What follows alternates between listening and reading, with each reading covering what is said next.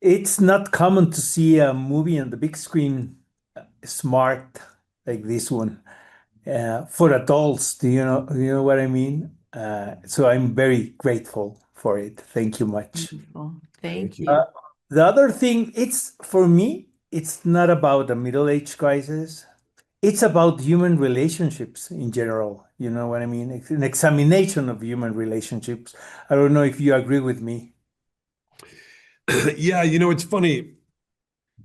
We use this term. We all have this term everywhere, the midlife crisis or whatever it's a way that we can sort of put a label on feelings that we're having, but uh, we're not in crisis. We're always just living life, and things are happening at every stage of life. Exactly. Yeah. And I think that as we get older, maybe it's because we're the beneficiaries of time and experience and wisdom that we actually think about these things in a way that when we're younger, we don't appreciate or we don't recognize. And so we get older and we start to recognize these things. Wait a second. I'm not this, I'm not who I thought I was. I'm not, what am I feeling? All these things. We start asking ourselves questions that we didn't do, maybe that we should have done when we were younger, maybe. You know what I mean? Yeah. Do you want to add something to that, Laura? I know Will and Bradley, when we were making the film, we're talking about it, and I remember Bradley saying it's not a midlife crisis, it's a midlife catharsis. Mm. And I like that idea. I remember, being in confusion over a love story in my 20s and friends saying, but this is the age, you're supposed to make mistakes. You're supposed to make bad choices. That's how you learn. No one said that to me in a while. So we end up at an age where it's like, oh, no, no, no, you're not supposed to make any more mistakes now.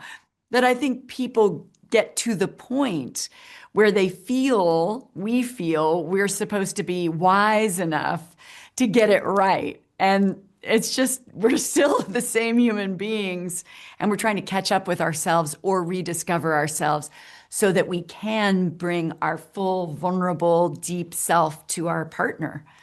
And that's exciting. And I think that's what the film explores. We never stop asking these questions to ourselves, isn't it? All Yeah. our lives. Another thing, working with Bradley Cooper, is it make a difference working with a director who is also an actor? Yeah, we've talked about this a lot. I think we both agree. I mean, I certainly, from my perspective,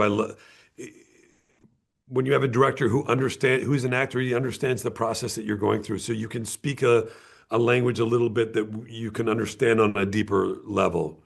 And I find it in those moments, certainly when there are a lot of moments in this film where Alex and Tess are having these are sort of trying to figure out everything, and having a director who's there with us speaking a language that we can understand as actors is very helpful, I thought.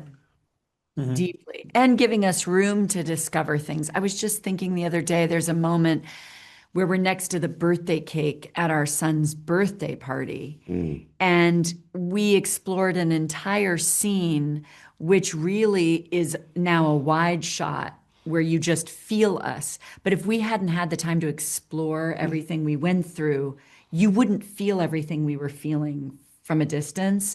And I think, all the places and spaces Bradley gave us room to explore, very much as an actor wanting that, or connecting to that, really informed so much of the rest of the film. Mm. Guys, congratulations.